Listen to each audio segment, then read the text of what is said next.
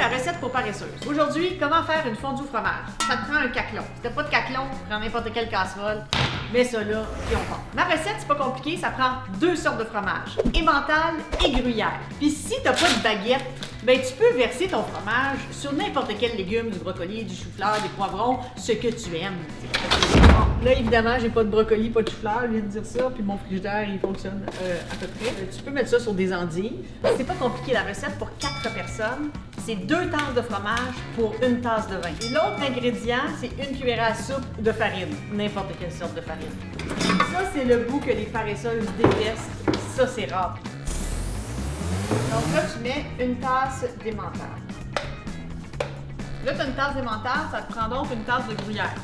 Là, si tu as un adolescent, c'est le temps de l'exploiter. Tu as juste à penser à toutes les fois que tu lui as changé la couche. Tu te revanches.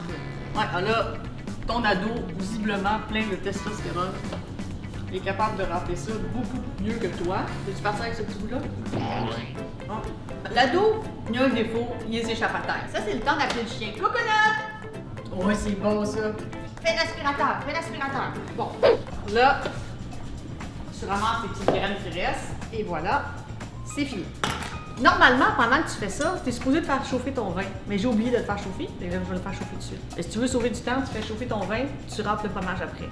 Mais là, moi, je suis pas Ricardo. Qu'est-ce que tu veux que je te dise? Je ne suis pas Ricardo. Fait que si tu veux que ça soit fait dans l'ordre, abonne-toi, Ricardo.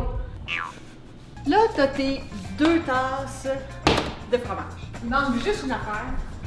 De la farine. N'importe quelle sorte de farine. Si t'as de la farine blanche, de la farine blanchie, non blanchie, entière pour entière. Tu mets 1 cuillère à soupe de farine. Là, il faut que tu ailles 1 cuillère de bois.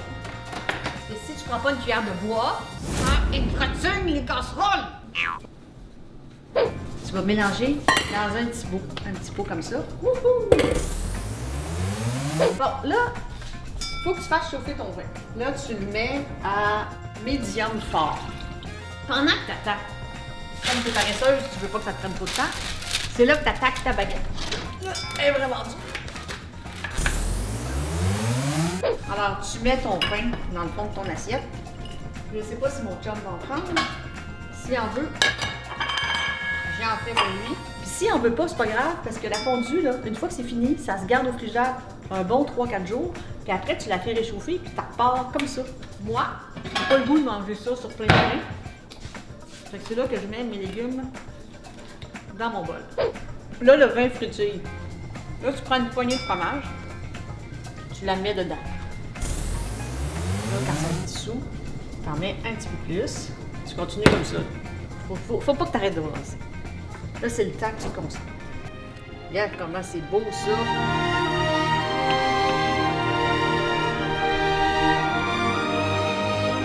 Si t'es dans la fondue traditionnelle, là, t'as un caclon avec un feu, tout ça. Là, tu trempes ça dedans. Là, tu prends une fourchette. Moi, ma version hygiénique, c'est que tu prends ta casserole, là, tu mets ça sur ton fromage. Wouhou! Comme une piscine de fromage. Et là. Voilà. Tu mets une petite touche de couleur, tu me tapes tout ça. Tiens, pas beau ça? Tu mets du poivre. Touf, comme ça. C'est super bon. Alors, recette pour paresseuse? Réussi. C'est cute!